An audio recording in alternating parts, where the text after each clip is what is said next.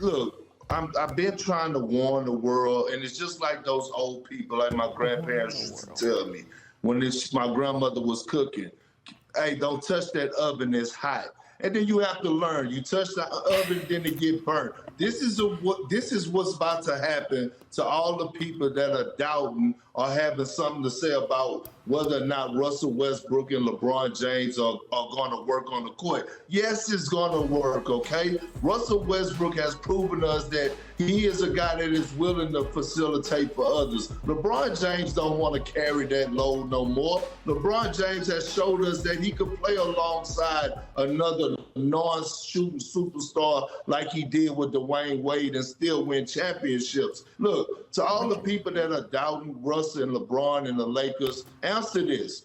When we get to the postseason, name a team just in the Western Conference alone that could beat this Lakers team fully healthy in the 7-game series, and I'll wait. Okay, well, first of all, Rachel, to address your point, I don't think Bron was being sarcastic when he says, yeah, this won't work. I don't think he was being sarcastic. I think he was telling the truth. And secondly, no one cares about the 82 when it comes to the Lakers. Truth be told, no one cares about the 82 when it comes to the Brooklyn Nets. They will be purely judged on their 16. The 16 that it takes to win a championship. If they don't win, it's a failure. That's part of Bron's legacy. If they win, it'll be a part of his legacy. For those 16 games, how do you think the X and O fit is?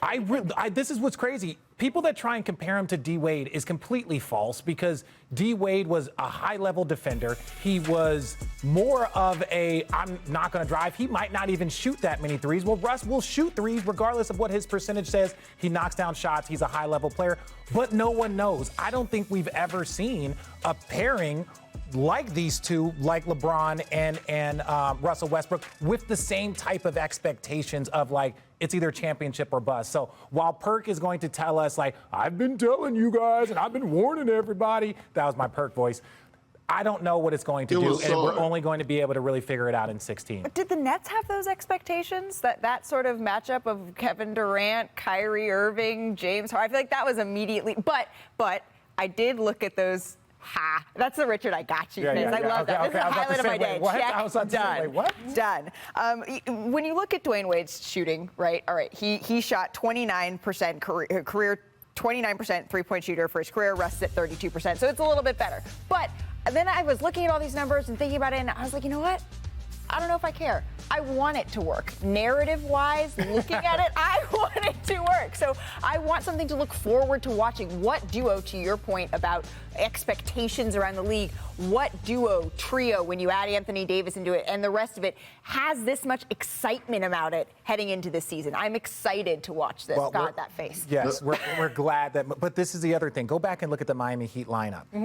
They had Ray Allen. They had Mike Miller. They had Shane Battier. So they had supreme shooting. But that's the issue, right? Supreme shooting. The comparison to me isn't between this team and LeBron's Miami Heat teams. That was a different decade, frankly, where the league was very different, right? We hadn't seen the three-point explosion and everything going on. I'm more interested in comparing it to last year's Lakers team, right? And if you look at the shooting numbers, yes, when they signed Russ, they did not have a very full roster. It was, you could count on one hand the number of signed guys they've had. But they have filled it out. And you look at the shooting numbers, last season, the Lakers shot 54% from 2, 35% from 3. Well, this season, Perk, if you look at those same guys on the roster and you just add up what they would have shot last season if they had been a team together, it's 53% from 2, so that's roughly the same. 37% from 3. So the three-point numbers are actually going up. They actually have better three-point shooting on this roster than last year's roster. And those couple percentage points, they might not seem like a big deal, but last year the Lakers were 21st in the league in three-point shooting. This year's roster, this coming season, if they had all been together last year, they would have been good enough to be 13 in the league. That is a significant jump, Perk, and that is why I think you're very optimistic. Well, look, first of all, Rachel, let me bend the pot on Richard for a second. I wasn't saying that Russell Westbrook and Dwayne Wade are the same type of player or whatever the case may be. But what I'm saying is when you look at Russell Westbrook, what's one thing that he loves to do as a big point guard? He loves to take smaller guys to the low block, get to the free throw line, or punish them down low. Dwayne Wade was a hell of a post-up guy. Same with LeBron James. Also, who did the Lakers add this year to their coaching staff? David Fizdale. Who was LeBron James and Dwayne Wade working out with for their low post game, cutting off each other? It was Fizdale. And then you add Phil Handy. This is the thing that people don't know about Russell Westbrook. In the offseason, he never trains with a personal trainer. He always goes in the gym with his dad. Now you get Mr. 94 feet himself, Yes. Phil Handy, one of the best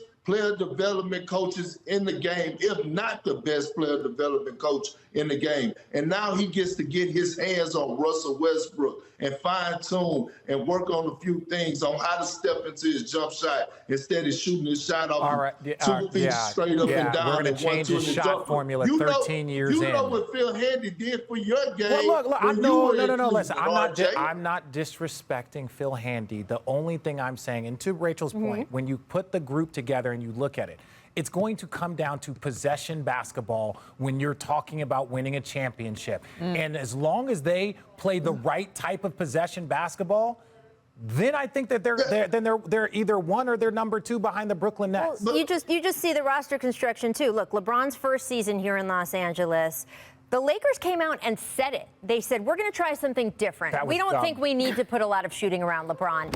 It did not work.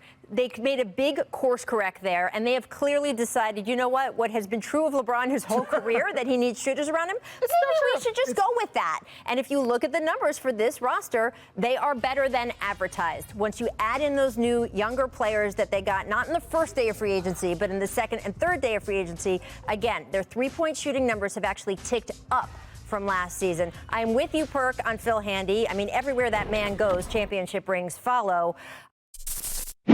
Thanks for watching ESPN on YouTube. For live streaming sports and premium content, subscribe to ESPN+.